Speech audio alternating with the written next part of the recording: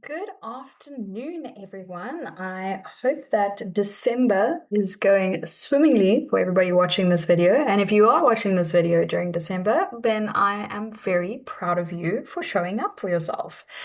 It is a really difficult time of year because we all want to be festive, we all want to have a break, but we do still need to do a little something just to further ourselves for the purposes of writing IAC at the end of Jan.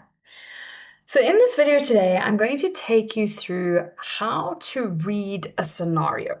Okay, so it's just gonna be a nice short little video on what to do when they hand out that piece of paper and it's now time to read. So the first thing that you want to do is you want to allocate yourself a little bit of time, right?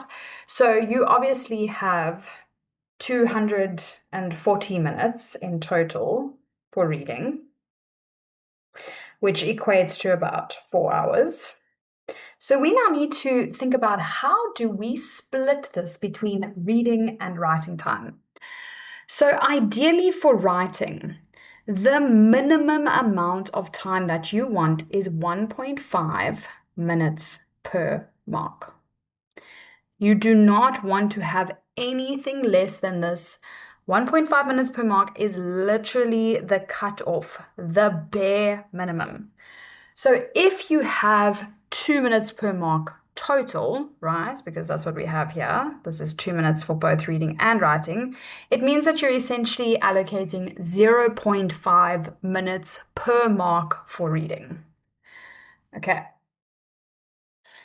So that equates to an hour, because you take 0.5 times by 120, it gives you 60. Okay, so you've got 60 minutes for reading. So you've essentially got up to an hour to read your scenario, to still be able to comfortably attempt all of the requireds and give them a decent attempt. Okay, so maximum reading time you've got is 1 hour, but ideally you want to bank a little bit more writing time. So what I would do is as soon as I get the paper, I'm sort of going to suss out how long is the scenario. Okay, 9 pages. Is there a lot of information? Okay, it's quite a bit of information on 9 pages. So I'm going to give myself 40 minutes of reading time. I think that I could comfortably read this because remember, with our reading time, we're not just reading for the sake of reading. We are reading to identify triggers. We are reading to do the technique of plug and play. So you identify your triggers, and then when you get to your writing time, you just go and look for your little symbols, your little markings, your markups, and that's what you're going to use to plug and play into your actual attempt.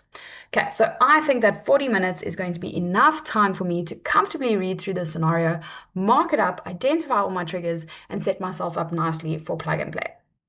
Okay, so that then means that I have 200 minutes left for writing. Okay, and if I take 200 minutes divided by 120 marks, what's that going to get me?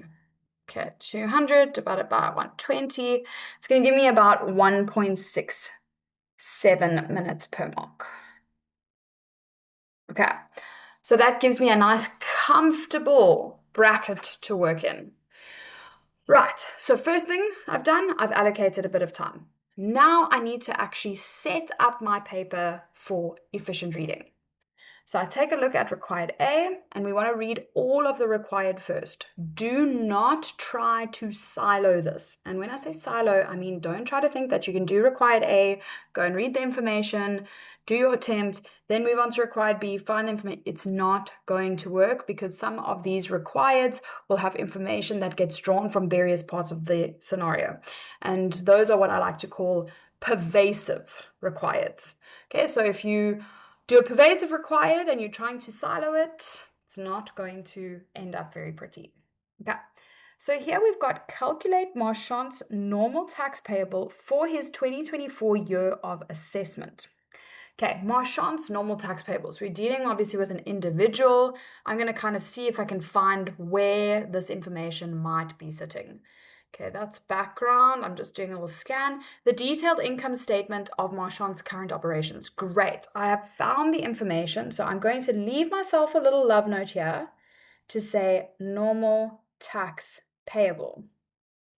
Okay, for Moi chante.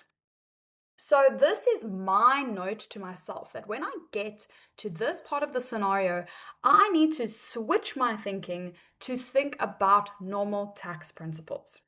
Okay, let's see if there's anything else. Extract of employment. Okay, so that could also be part of normal tax payable.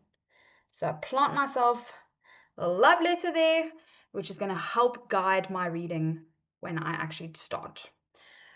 Right, then our next required says discuss from income tax and VAT perspectives whether it would have been more advantageous for Vendy Boys to acquire the shares or to have purchased the assets of the business.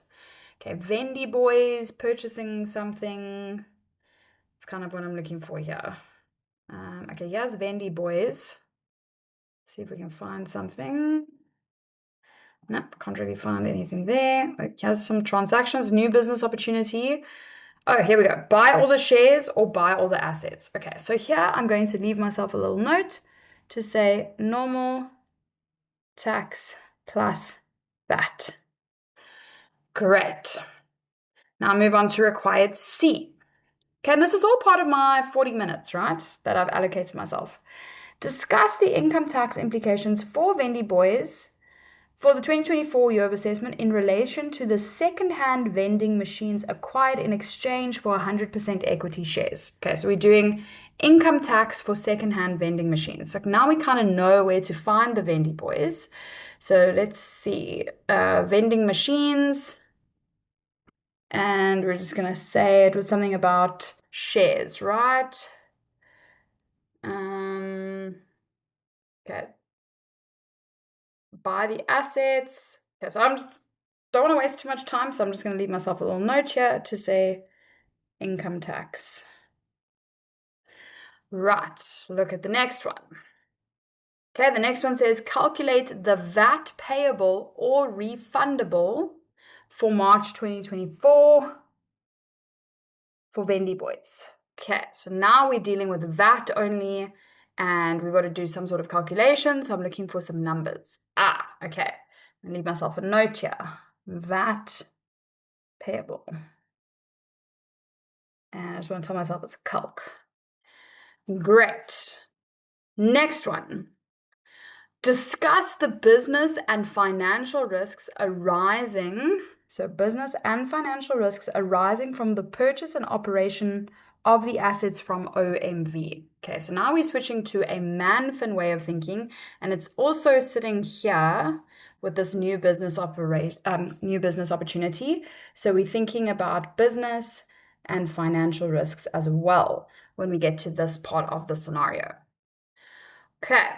Next required says identify and discuss with reference to Vendy Boys the risks of material misstatement at the assertion level for the following account balances: inventory, existence, completeness, and valuation, property, plant, and equipment valuation. Okay, so now we are limited to specific assertions, and we are only looking for ROM at assertion level. Okay, for inventory and PPE associated with the Vendy Boys.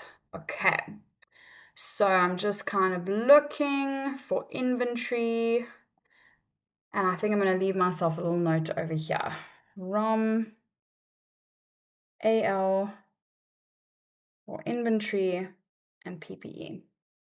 Now, there could be other risk factors that are dispersed throughout the scenario that we could also tailor. Maybe it's an overall financial statement level risk, and we could tailor it. We just adjust the wording slightly to make it an assertion level risk. So I think I might even just leave myself a note over here, just a little reminder that I'm looking for ROM associated with PPE and inventory.